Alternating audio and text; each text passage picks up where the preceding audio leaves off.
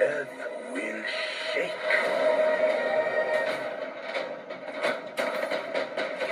Wow, yay! We are late. My stomach, Mike. I need a ginger ale. You know.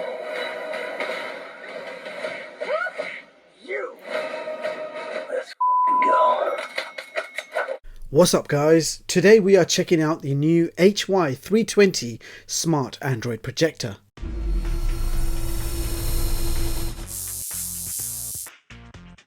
Now I have reviewed the previous version, which was the HY300.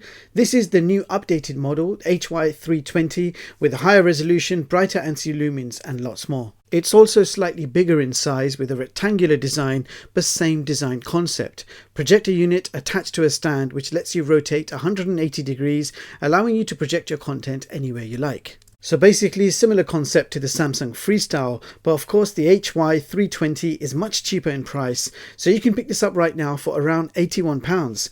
This is my full review putting this little projector to the test, and we're going to find out exactly how good it really is with all my usual tests including USB playback, streaming movies and PS5 gaming. Now in the box you get a user guide, a European power cable and a standard infrared remote control powered by two AAA batteries which are not included in the box. Now this projector is powered by mains, there is no internal battery. Furthermore, on the front of the projector you have a lens and a focus adjustment dial, Keystone correction is automatic, and on the back we have a power button, a USB port for multimedia playback, headphone jack, IR for the remote control and HDMI in to connect your favourite game console or TV box. Now the projector is made from plastic, finished in black, and the stand plate is very sturdy. It's made from metal and has some weight to it. So no matter which angle you have this projector set to, it's not going to tip over, so very decent stand included. So this is an LED video projector. Lamp life is 50,000 hours.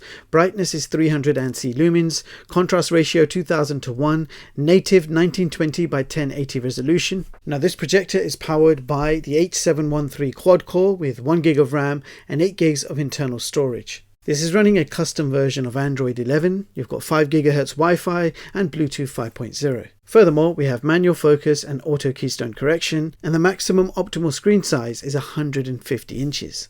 Okay, so the first thing I like to do is test out that fan noise. So standing right next to the projector, you can expect a fan noise of around 49 decibels. And if we move back 1 meter, that fan noise drops down to around 42 decibels. Now the projector is set up around 3 meters away from the wall in front of us, and we're projecting just over 100 inches. The first thing I want to mention is the remote control. It's very responsive. I don't have to aim the remote at the projector. I can just naturally aim straight, and you can see remote working absolutely fine.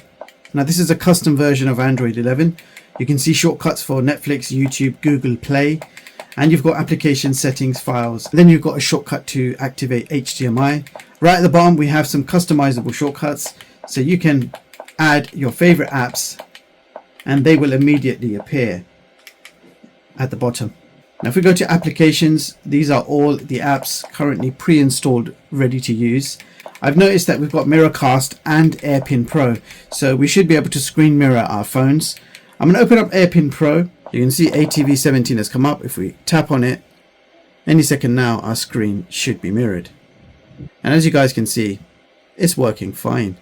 So iPhone 14 Pro on the latest OS, and you can see it's working absolutely fine with very minimal lag. Now let's quickly test out Mirrorcast, which is Android screen mirroring. And as you can see, our screens have been mirrored.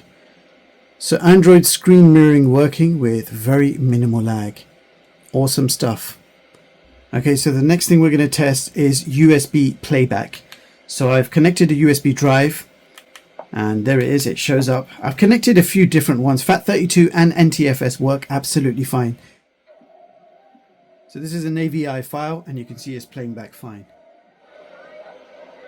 You should call your sister. So AVIs, MP4s, most video formats play fine. So this is quite a large 4 GB MKV. And again, playing back absolutely fine. So it's nice to see that you can stick a USB drive in and it will play nearly all the video formats It's a good idea to use a decent media player like VLC player just to ensure you have all the codecs. So from USB you can play back your entire movie and video collection as long as the 1080p all file video codecs and formats that I tested are supported, which is great. Okay, so now we're going to play a whole bunch of trailers on YouTube.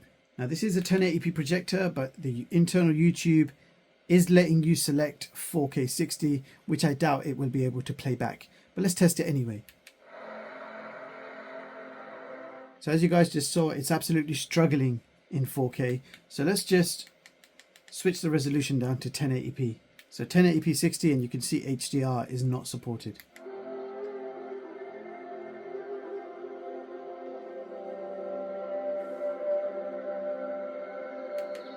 Okay, so I've paused it on the Lizard as I usually do. So 1080p video streaming on YouTube was playing back absolutely fine.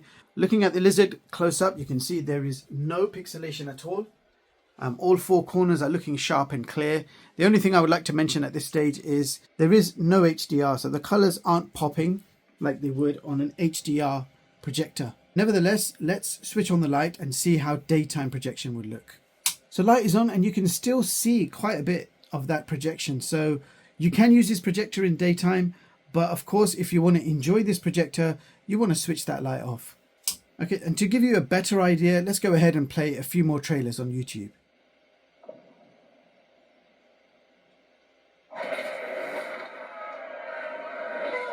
A lion was born without a drop of nobility in his blood. Now, after watching a few trailers, I want to confirm that this is full volume. So the built-in speakers are quite tiny. The volume is not that great. Sound quality is good. It doesn't distort or anything like that. But the sound volume is a bit underwhelming. Let's keep going. Jaden, do you know where you would be if I wasn't here to protect you? You would be dead. However small. Please come forward, pick up the phone, and help us.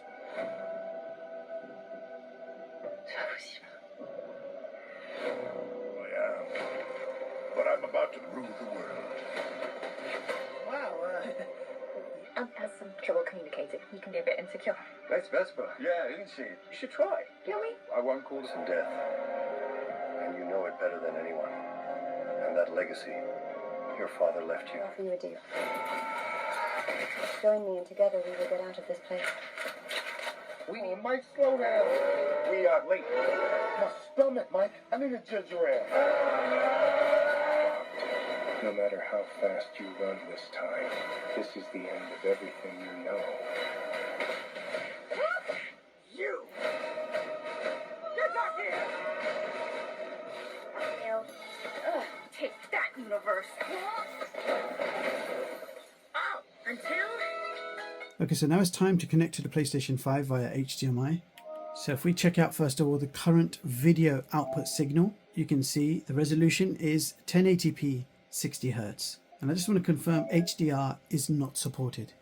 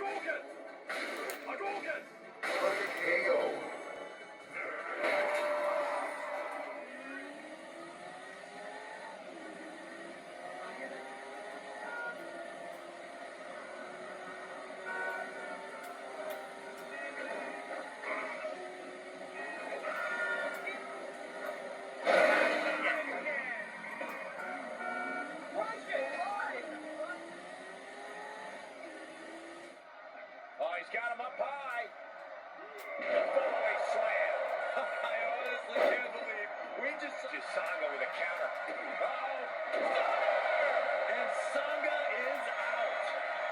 So the fail. And this one is over.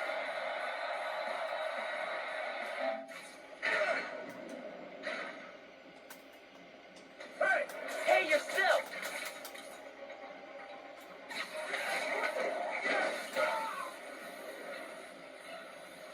Signal relays are being jammed by something. This is crazy tech.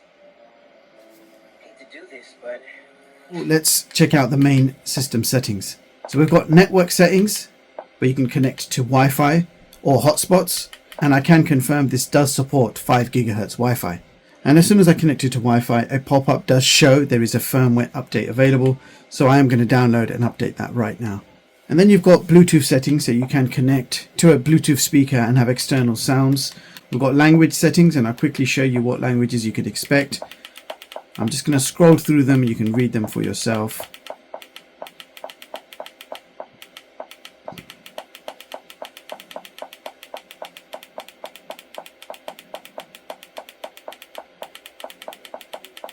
Wow, quite a few languages there. You've got your Android keyboard selector as well.